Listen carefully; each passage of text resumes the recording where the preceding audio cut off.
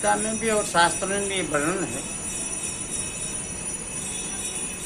जो भी सृष्टि में हमें मिलती है परमात्मा की कृपा से मिलती है, परमात्मा ने दिया है। हम जिससे कुछ पाते हैं ऐसी मान्यता है, उसको अर्पण किए बगैर कुछ नहीं लेना चाहिए। मेरे आश्रम में हो चाहे वहाँ हो, कोई भी हम भोजन करते हैं सबसे पहले परमात्मा को मंदिर में अर्पण करते हैं, वो हमारे लिए प्रसाद बन जाती है। इस मानसिकता के साथ जो हम प्रसाद लेने वाले, हमारे मन शुद्ध हो, मन में पवित्रता हो, तो मन में शुद्धता और पवित्रता होने पर हमारी आध्यात्मिक विकास होती है। अब मन की शुद्धता बढ़ती है, तो प्रसाद लेने वाले व्यक्ति कभी, जो प्रसाद के भाव से लें, वो कभी असामाजिक नहीं हो सकता।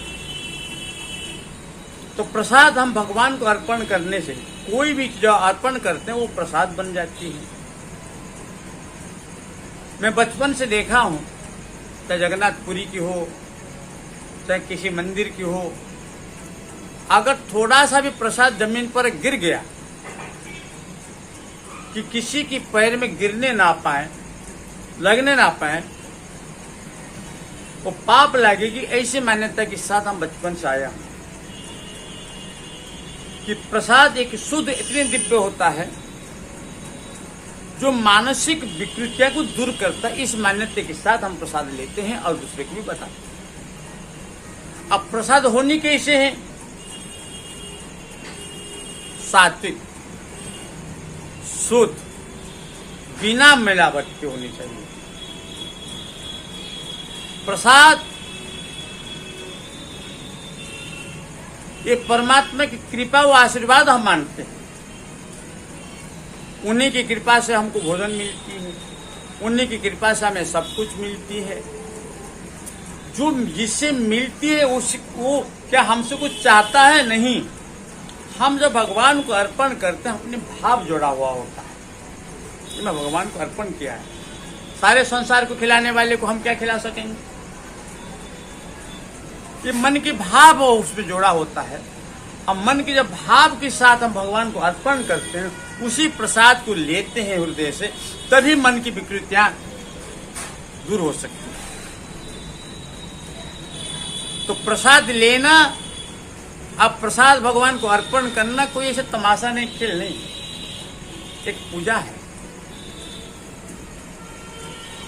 उसी प्रकार की आज जैसे कई मंदिरों में, जैसे तिरुपति हुआ, तमाम जगह पर ये विवाद आ रही है कि जो चीज मिलना नहीं चाहिए, मिलाना नहीं चाहिए, ऐसी चीज प्रसाद में मिलाई जाती है। ऐसे घी बनती है जो कि प्रसाद को दूषित करता है।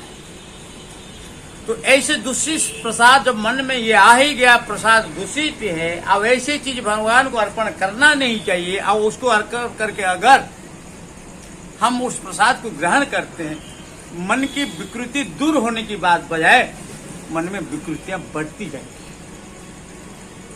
इसलिए इस पर बड़े गंभीरता से विचार करनी चाहिए। प्रसाद अधिक से अधिक शुद्धता हो, प्रसाद में सात्विक हो, पवित्र हो, ऐसे प्रसाद भगवान के नाम से चढ़ाना चाहिए, अर्पण करनी चाहिए। अगर इस पर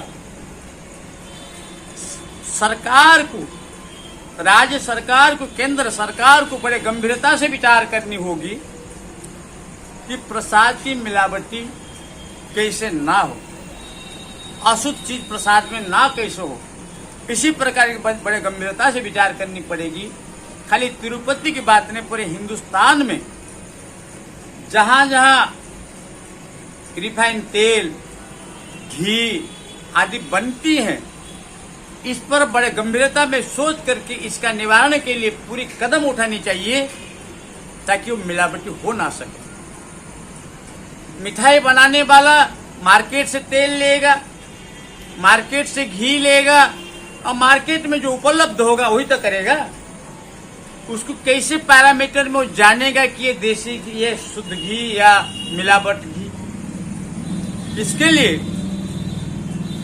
पूरी जांच की व्यवस्था हो। अब पूरी जांच घी की, तेल की पूरे हिंदुस्तान के अंदर सब जगह ऐसे ठोस जांच की व्यवस्था हो।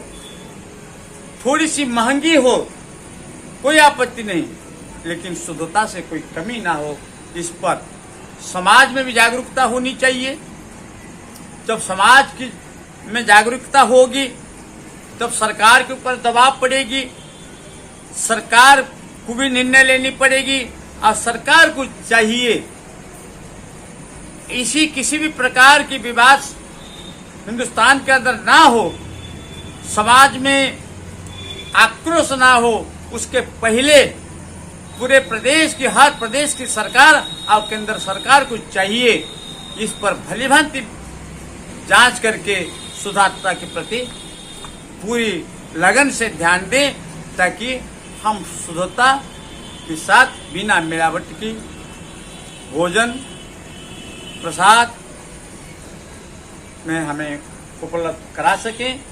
इस सरकार की जिम्मेदारी है। इसीलिए मैं सरकार से निवेदन करता हूं, राज्य सरकारों को, उस पर हर प्रांतों के, और केंद्र सरकार से भी निवेदन करता हूं, इस पर यथाशीघ्र जितनी जल्दी हो सके वो अपना ठोस निर्णय लेकर के मिलावट से, प्रसाद से